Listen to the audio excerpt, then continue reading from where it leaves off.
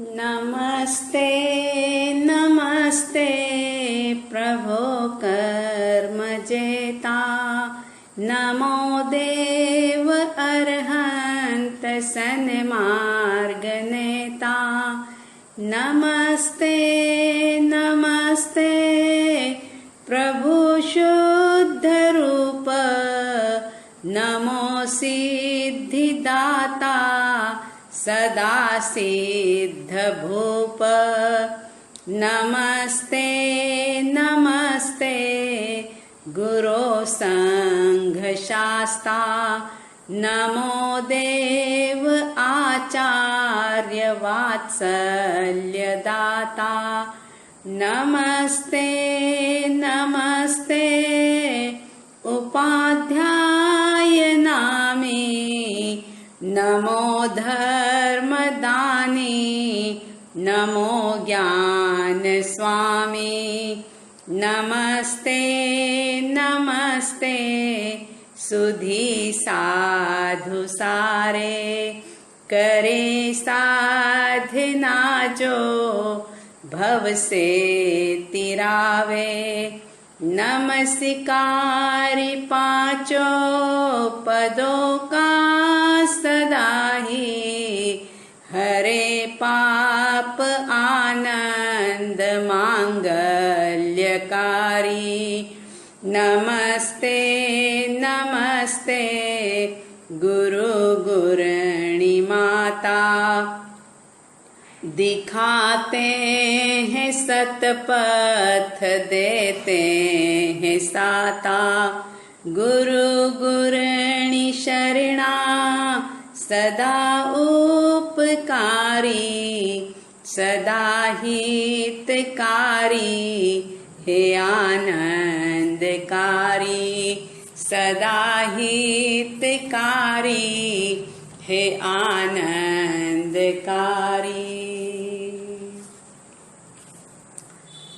भक्ति रस से ओतप्रोत ऐसा भक्तामर स्तोत्र आचार्य पूज्य श्री मानतुंग सूरी जी महाराज के द्वारा गाया हुआ, जिसके 5 श्लोक संपन्न हुए थे।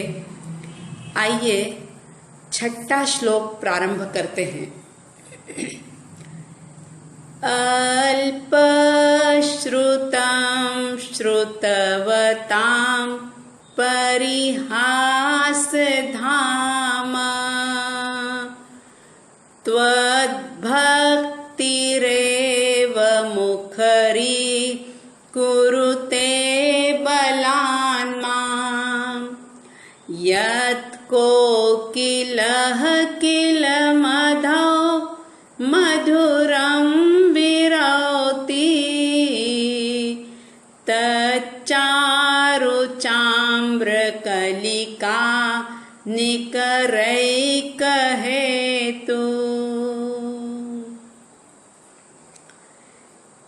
आचार्य श्री जी ने कहा, अल्प श्रुतम यानी मैं अल्प ज्ञानी हूँ, बहुत कम ज्ञान है मुझ में। जैसा कि पिछले श्लोकों में आपने सुना, मैं बुद्धि बिना का हूँ, मैं लज्जा रहित हूँ। इस प्रकार से अपने आप की कमी को वे परमात्मा के सामने पूरी ईमानदारी के साथ प्रकट करते हुए कहते हैं कि अल्प श्रुतम, मैं अल्प ज्ञानी हूँ, और श्रुतवताम परिहास धाम, जो श्रुतधर हैं, जो ज्ञानी हैं, जो विद्वान हैं, उनके बीच में मैं परिहास धाम यानी कि उपहास का पात्र बन रहा हूँ, क्योंकि मुझ में कम ज्ञान है। और जो ज्ञानी हैं उनके बीच में मैं हंसी का, मजाक का, उपहास का पात्र बन रहा हूँ। परिहास धाम यानी कि परिहास का, मजाक का पात्र बनना। माम यानी मुझको, त्वद भक्ति एव बलात् मुखरी कुरुते। त्वद यानी आपकी भक्ति, आपकी भक्ति एव, एव का मतलब होता है ही, निश्चित ही आपकी भक्ति ही मुझे बलात् यानी जबरन, जबरदस्ती, मुखरी कुरुते, वाचाल कर रही है, मुझे मुखर बना रही है आपकी भक्ति। क्योंकि मैं जानता हूं कि मैं अल्प ज्ञानी हूं, मेरे पास ज्ञान नहीं है, और जो मैं कार्य कर रहा हूं ये विद्वानों के बीच में, ज्ञानियों के बीच में मैं उपहास का पात्र बनने जैसा कार्य कर रहा हूं। लेकिन क्या करूं? त्वद भक्ति यानी कि आपकी भक्ति ही मुझे जबरदस्ती, बलात् यानी जबरन, बलपूर्वक मुझे वाचाल कर रही है। मुखरी कुरुते यानी वाचाल बना रही है। फिर उदाहरण देते हैं, कील। कील का मतलब यहाँ पर ठोकने वाली कील नहीं, कील का मतलब होता है निश्चय से, यानी सचमुच, निश्चित रूप से। कोकिलः मधो मधुरम विरोति। कोकिलः यानी कोयल, मधो यानी बसंत ऋतु में, मधुरम मतलब मधुर स्वर में, विरोती यानी कूजती है, कुहुकती है, बोलती है। तत् यानी वह, तच्चाम्र चारु कलिका निकरेक हेतु। कोयल बोलती है तो उसमें उसके बोलने का कारण जो होता है वो तच्चाम्र चारु कलिका निकरेक हेतु, आम के वृक्ष पर आई हुई सुंदर मंजरी का समूह जो होता है। आम के पूर्व जब आम के पेड़ पर मंजरी आती है तो उस मंजरी के समूह को देख करके, यानी मंजरी के कारण से ही कोयल कूकती है। ये इसका शब्दार्थ हुआ। भावार्थ में हम ये कह सकते हैं कि आचार्य श्री जी ने ये कहा कि भगवान, मैं तो बिल्कुल अल्पज्ञ हूं और ज्ञानियों की सभा में उपहास का पात्र हूं, लेकिन आपकी भक्ति ही आपके गुणगान करने के लिए मुझे उसी प्रकार से प्रेरित कर रही है, जबरदस्ती प्रेरित कर रही है, जैसे वसंत ऋतु में आम की नव मंजरियों को देख करके कोयल कूकने के लिए जैसे प्रेरित हो जाती है। यानी कि आम्र मंजरी जो है वह कोयल को कूकने के लिए प्रेरित कर देती है। इसी प्रकार से मैं भी जबरन आपकी भक्ति के वश होकर के आपके गुणगान करने के लिए तैयार हुआ हूं।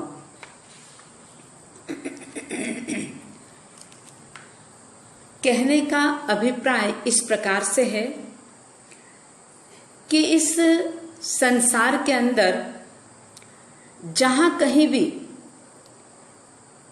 देखो, जहां कहीं भी जाओ, कोई किसी न किसी रूप में दुखी है, कोई किसी न किसी रूप में तकलीफ को पा रहे हैं।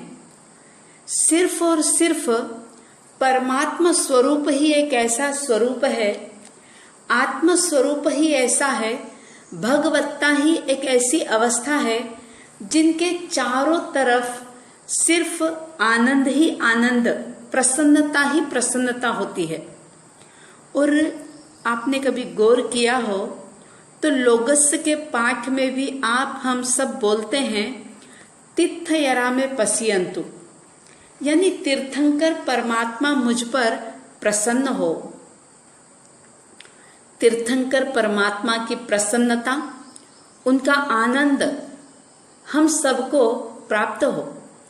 और तीर्थंकर भगवान जो कि भगवत्ता को उपलब्ध हो गई ऐसी शुद्ध चेतना, उनको चाहे कहीं से भी देखो,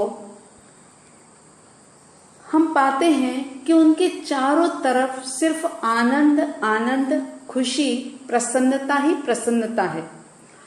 आज के समय में चाहे तीर्थंकर परमात्मा साक्षात मौजूद नहीं है, लेकिन अगर जिन प्रतिमा को भी देखो तो जिन प्रतिमा को देखते हुए आप चाहे उनके चरण को देखो, उनके मुख को देखो, ऊपर देखो, नीचे देखो, जहां भी कहीं देखोगे आपको वहां पर एक अलग प्रकार की प्रसन्नता का एहसास होगा।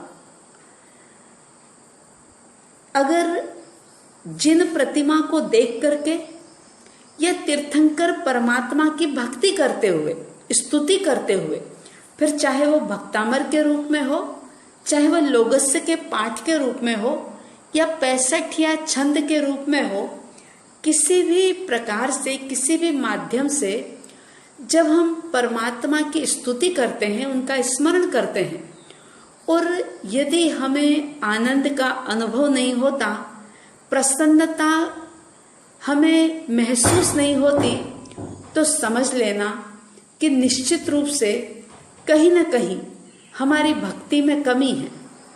अगर भक्ति जबरदस्त है, पूर्ण समर्पित रूप से भक्ति हम कर रहे हैं और भक्ति के भावों के अंदर हम लीन बने हुए हैं, तो भक्ति करते हुए निश्चित रूप से प्रसन्नता का एहसास होगा, एक आनंद का अनुभव होगा, क्योंकि परमात्मा प्रसन्नता के धाम है।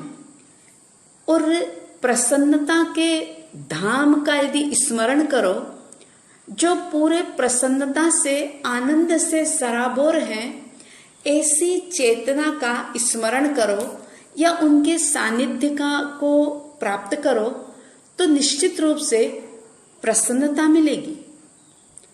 अगर आप दुखी व्यक्ति से मिलेंगे, कोई पीड़ित परेशान व्यक्ति से मिलेंगे, नेगेटिव थिंकिंग वाले व्यक्ति से यदि आप मिलेंगे, तो आप स्वयं भी दुखी होंगे, उसकी नेगेटिविटी का प्रभाव आपके ऊपर भी होगा।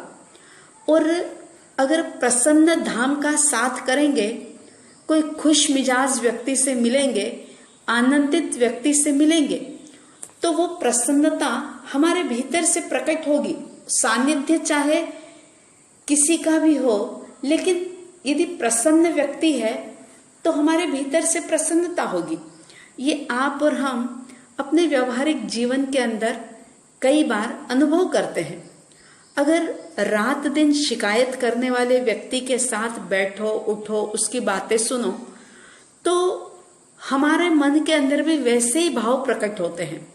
अगर समता के साथ, प्यार भरे व्यक्तित्व के साथ हम रहते हैं, तो हमारे भीतर में वैसे ही गुण प्रकट होते हैं। तो इसी प्रकार से अगर परमात्मा का स्मरण कर रहे हैं, तो निश्चित रूप से हमको प्रसन्नता का अनुभव होता ही है। लेकिन एक बात ध्यान रखना कि प्रसन्नता, आनंद परमात्मा हमें नहीं देंगे, परमात्मा से नहीं मिलेगी। प्रसन्नता और आनंद, खुशी, ये सब तो हमारे भीतर में है ही। सिर्फ बात ये होती है कि उस प्रसन्न धाम के पास पहुंच करके या उस आनंद के धाम के पास या उनका स्मरण करके हमारे भीतर में रहा हुआ आनंद प्रकट होने लग जाता है। तो आचार्य मानतुंग सूरी जी महाराज कह रहे हैं कि माम यानी मुझे त्वद भक्ति रेव बलात् मुखरी कुरुते, आपकी भक्ति मुझे जबरन मुखर बना रही है, वाचाल बना रही है।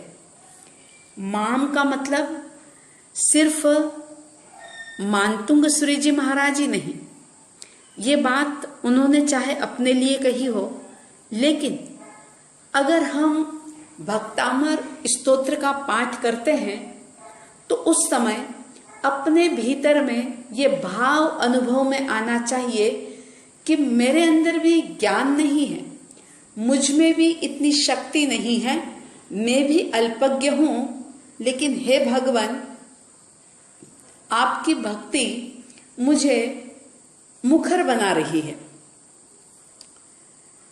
जो भी इस प्रकार से पूरे समर्पित भाव के साथ जुड़ करके परमात्मा की भक्ति करेंगे, विवश होकर के नहीं। दो प्रकार के शब्द होते हैं, एक होता है वशात और एक होता है बलात्। बलात् यानी जबरन, और वशात का मतलब होता है विवश। अब बलात् जो है, परमात्मा नहीं चाहते कि कोई मेरी भक्ति करे, कोई मेरे गुणानुवाद करे, कोई मेरा स्मरण करे, क्योंकि वो तो सारी चाहतों से ऊपर उठ गए हैं। किसी प्रकार की चाहत, कोई इच्छा, कोई चाह उनके भीतर में रही ही नहीं। वे तो इन सब चीजों से ऊपर उठ गए हैं, लेकिन उनकी भक्ति हमें मुखर बना देती है। और जहां इस प्रकार की मुखरता आती है, भक्ति में लीनता आती है, वहां एक साथ अनंत अनंत कर्मों की निर्जरा हो जाती है। अब मन में सवाल पैदा हो सकता है कि भगवान नहीं चाहते तो फिर हम भक्ति क्यों करते हैं? फिर भी बलात् शब्द क्यों कहा गया कि बलात् यानी जबरन में आपकी भक्ति के कारण से मुखर हो रहा हूं? तो इस बात को हम इस प्रकार से समझ सकते हैं कि जैसे एक छोटा सा बच्चा मां की गोद में जबरदस्ती बैठ जाता है, क्योंकि वो जानता है कि मेरा पूरा अधिकार है मां की गोद में बैठने का। कभी कभी मां नहीं चाहती कि बच्चा मेरी गोद में आकर के बैठे, मेरे से चिपके, लेकिन फिर भी बच्चा बैठता है। और कई बार ऐसा भी होता है कि मां बार बार उसको उठा देती है, भगाती है कि जा दूर जाकर बैठ, बाहर जाकर के बैठ, जा खिलौनों से खेल ले, खाना खा ले। लेकिन फिर भी बच्चा जो होता है वो इन सब चीजों को छोड़ करके जबरदस्ती मां की गोदी के अंदर बैठ जाता है।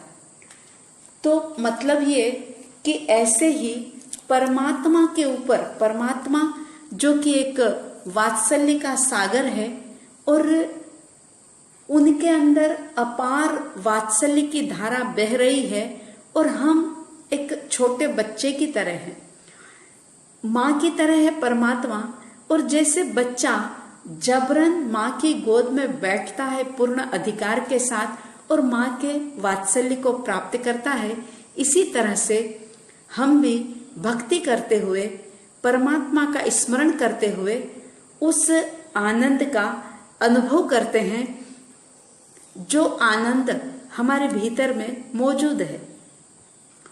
तो इस प्रकार से आचार्य मानतुंग सूरी जी महाराज बड़ा ही सुंदर उदाहरण भी दे रहे हैं, और वो कहते हैं कि जब आम के पेड़ पर मंजरी आती है तो उस मंजरी के समूह को देख करके कोयल जो होती है वो कूजना, कुहुकना शुरू कर देती है।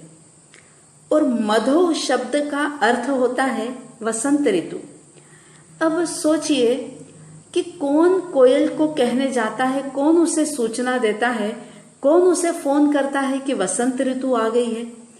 लेकिन आम्र मंजरी को देख करके कोयल समझ जाती है कि वसंत ऋतु आ गई है।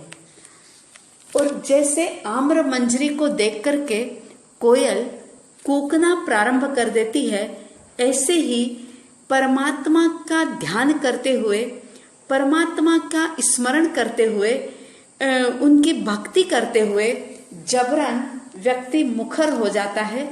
गूंगे को भी जुबान आ जाती है, वह भी बोलने लग जाता है। तो इस प्रकार से इस श्लोक का कुल मिलाकर के कहने का अभिप्राय यह है कि परमात्मा किसी को आनंद नहीं देते, लेकिन उनका स्मरण करने से हमारे भीतर में रहा हुआ आनंद का खजाना, जो कि कर्मों के आवरण से ढका हुआ है, वो कर्म के आवरण सारे हटते चले जाते हैं और अपने ही भीतर में रहा हुआ आनंद हम अनुभव करने लग जाते हैं। तो आप कि हमारे सबके भीतर में इस प्रकार की भक्ति जागे कि हम भी भक्ति के वश होकर के बलात् यानी जबरन हम भी परमात्मा का स्तवन करें। हमारे भीतर से भी वो शब्द फूटे जिससे कि हम भगवान का स्मरण कर सके, भक्ति कर सके, उनको याद कर सकें। ऐसी भक्ति आप में, हम में, सब में जागे, ऐसी शुभ कामना, मंगल कामना और प्राणी मात्र के लिए ये सद्भावना। सुखी रहे सब जीव जगत के, कोई कभी न घबरावे। वैर पाप अभिमान छोड़ जग नित्य नए मंगल गावे। घर घर चर्चा रहे धर्म की, दुष्कृत दुष्कर हो जावे। ज्ञान चरित उन्नत करे अपना, मनुज जन्म फल सब पावे। मनुज जन्म फल सब पावे। इन्हीं शुभ और मंगल भावनाओं के साथ जय प्रभु आदिनाथ, जय गुरु आनंद।